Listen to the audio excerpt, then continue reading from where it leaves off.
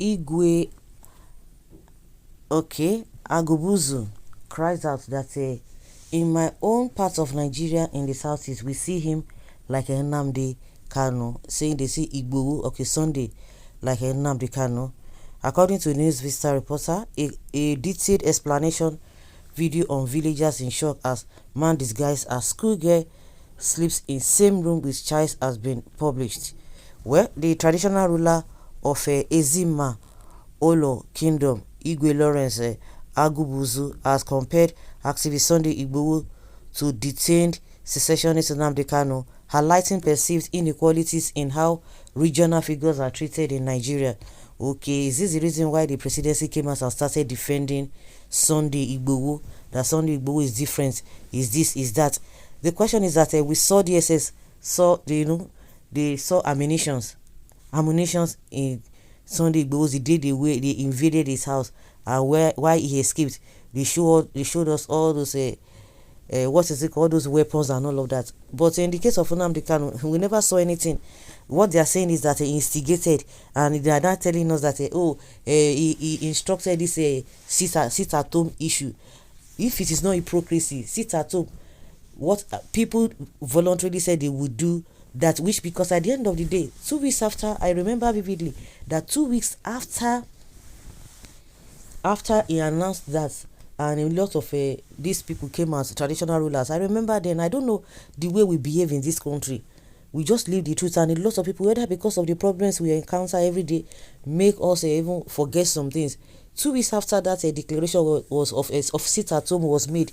The same Nnamdi Kanu came out and dissolved it and said, okay, it will not hold again.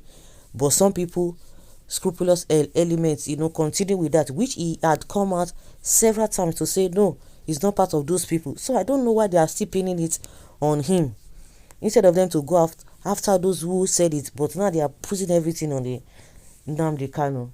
The issue of Sunday Igbo is not even my case, because those who are defending Sunday Igbo, yes, they have the right to defend it, and in their defense, they are right to an extent in defending Igbo. But I'm talking about the so-called bandits, the Toji Bello and the likes of them, who the federal government is having peace deal with. Recently, we've just heard that these Boko boys, they have repentance Boko boys again, and I'm just like, so this thing is still existing. But when it comes to soft targets, that is when you see that the government is working. You see that government is really working when it comes to soft targets. So I could remember the reason, I could understand why this man, this Igwe, is talking the way he's talking, because most of the monarchs have really gone to APC leadership when Buhari was there, especially Buhari himself, and he said he was going to do something about it. How many? Do you know how many Ohanese leaders they don't buy? We were even hearing a lot of stories, even while Nnamdi Kanu was in detention, that anytime those people visited him, before you could say Jack Robinson, something terrible will just happen. So it's just really unfortunate. So I understand what this man is saying, that they see Igbo as a Nnamdi Kanu in their side, which of course the federal government is coming to defend. And you will see before the same northerners that are even suffering in the hands of all these bandits and the Boko boys. They are the ones, they will not be telling you Nnamdi Kanu is this, Nnamdi Kanu will face this thing, Nnamdi Kanu has destroyed, Nnamdi Kanu has not destroyed, and all of that is just so pathetic and so annoying. Yes, the traditional ruler, compared activist Sunday Igbo to Nnamdi Kanu, highlighting perceived inequalities on how regional figures are treated in Nigeria.